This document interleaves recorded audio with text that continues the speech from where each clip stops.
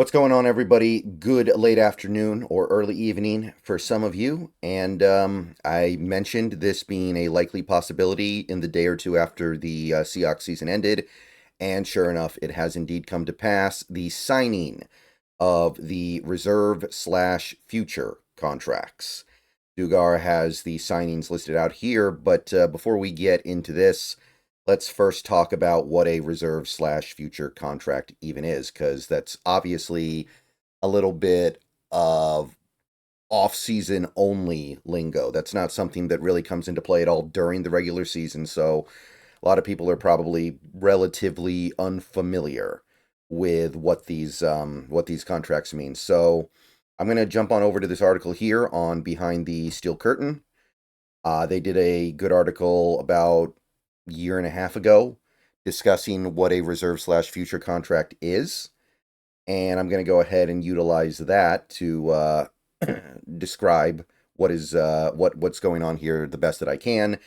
I will say that these contracts tend to not amount to all that much in the NFL. I will admit that this is not anything nearly as impactful as, say, firing your offensive coordinator.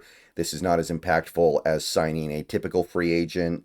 This is something that is more meant for the practice squad or the off-season roster. Because remember, in the off-season, your roster is 90 players.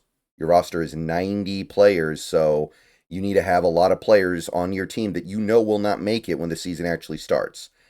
So the idea behind a futures contract is that at the end of a regular season, the players who are on a team's roster are there until the start of the next year, which is right around mid-March most years. It's right around mid-March. I think this year it's a little earlier than normal, but it's in that March area.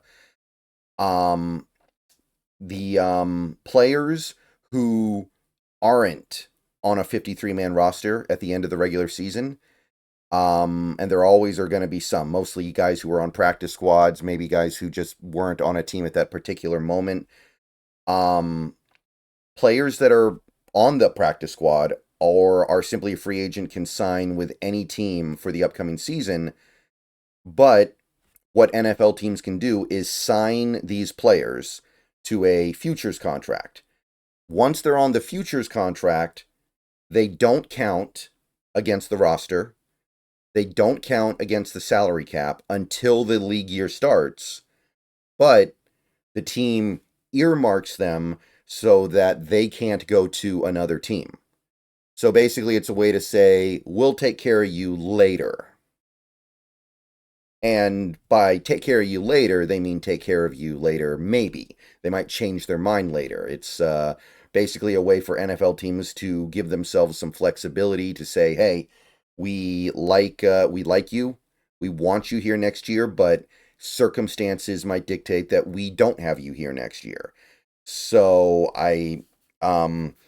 obviously the player has to agree to sign it, but once the player's agreed to sign it, they basically have no real opportunity to go to another team, sign a non-futures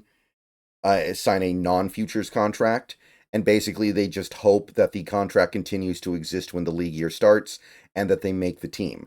It's most commonly a way to make sure that a team can maintain their practice squad during the offseason.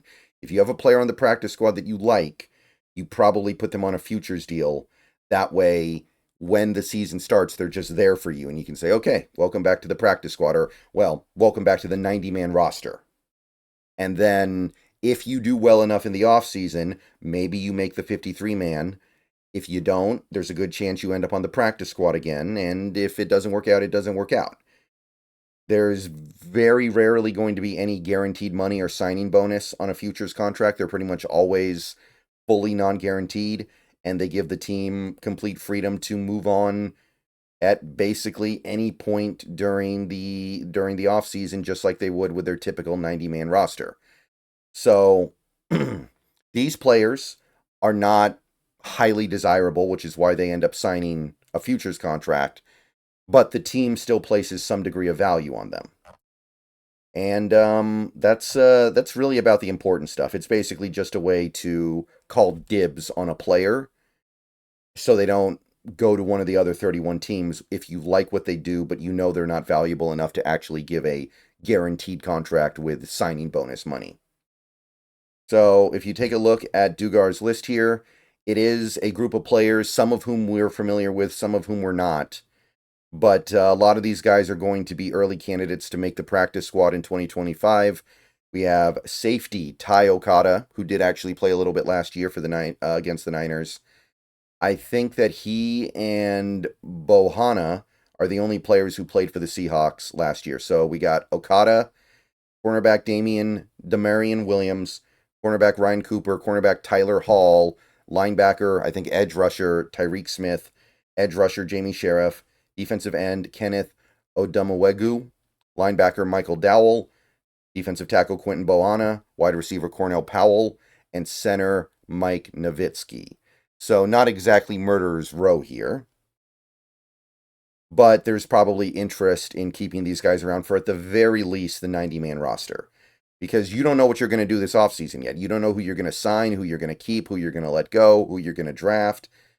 You want to be able to at least fill out the roster with warm bodies that are physically capable of playing football on some level before you before you get to the actual part of the offseason where you make those decisions. Like, just as an example, a player like Michael Dowell, a linebacker.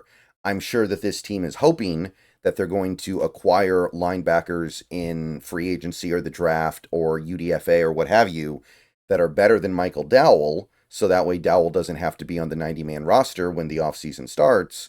But what if they can't get those linebackers? What if it just doesn't come to fruition? What if they all get drafted before we're able to take them, or we're not able to make it work?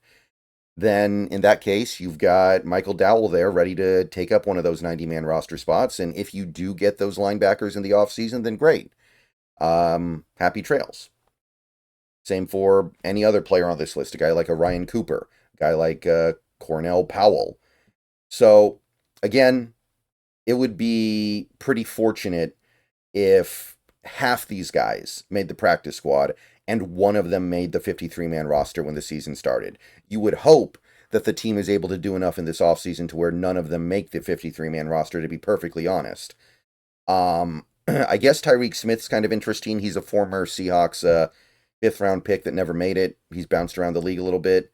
Maybe a guy like Mike Nowitzki's a little bit interesting.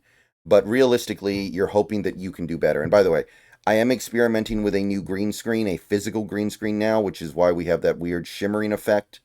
I'm going to try to figure that out and address that in the coming days.